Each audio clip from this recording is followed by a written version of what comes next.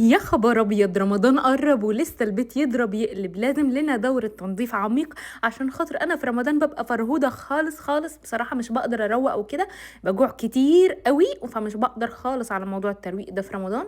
فقلت ده انا هجيب البيت كله فوقه على تحته على كله النهارده.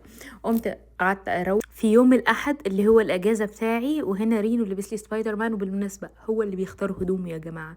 يعني لو لقيتوا ابني لابس 200 مرة نفس الطقم سبايدر مان اعرفوا ان مش انا والله اللي بلبسه نفس الطقم كل مرة، ده هو اللي بيبقى مختاره. المهم، فكينا اللي هي الاكياس بتاعه الكراسي دي، بتحمي الكراسي كويس جدا، وخدت مجهود مننا كبير قوي على فكره عشان فكيت المسامير والجو ده. وبعدين رينو خدها حطها في الغساله وغسلهم، برافو حبيبي شاطر بيسقف لنفسه. المهم هنا كان نام، راح ياخد الناب بتاعته، فكان لازم اشتغل على الهادي.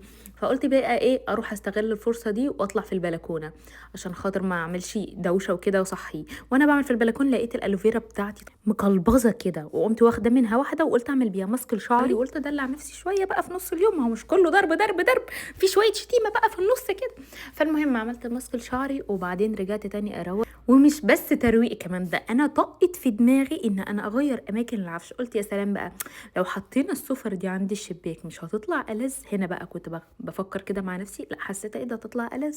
انا بصراحه من زمان كان نفسي احطها عند الشباك، بس كنت بخاف من ان رينو يطلع الشباك ويقع وكده، بس هو ما شاء الله حاليا يعني كبر، فمش اللي هو السن اللي يتخاف عليه من كده. فاتشجعت وخدت الخطوه. المهم وانا قاعده لسه بركبها صحي روح قلبي وكان جعان، افتكرت ان انا لسه ما عملتش غدا، تخيلوا.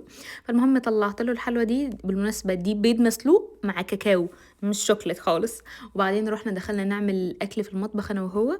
هو ده دخل ساعدني ما شاء الله عليه، هو شطور يعني، طالع شيف شطور، بيفضل يقول لي حطي ملح حطي ملح طول الوقت.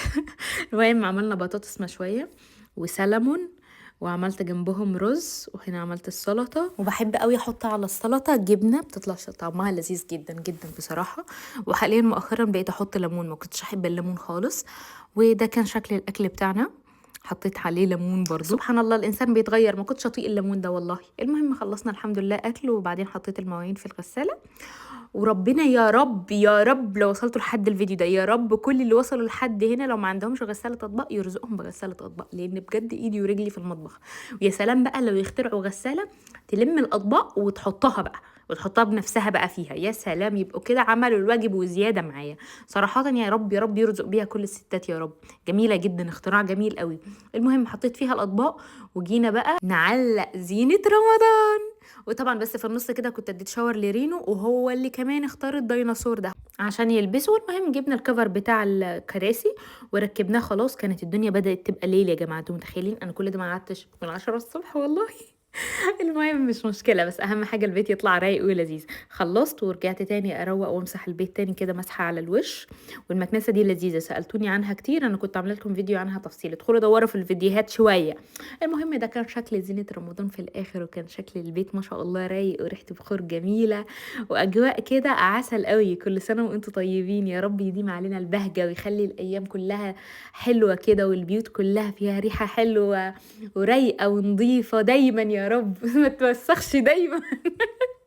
والله دي احلى دعوة لو استجابت يا سلام. المهم بعد ما خلصت الترويق ده روقت على نفسي كمان شوية بالحاجات اللي بحبها قبل النوم، ومسلسلي المفضل.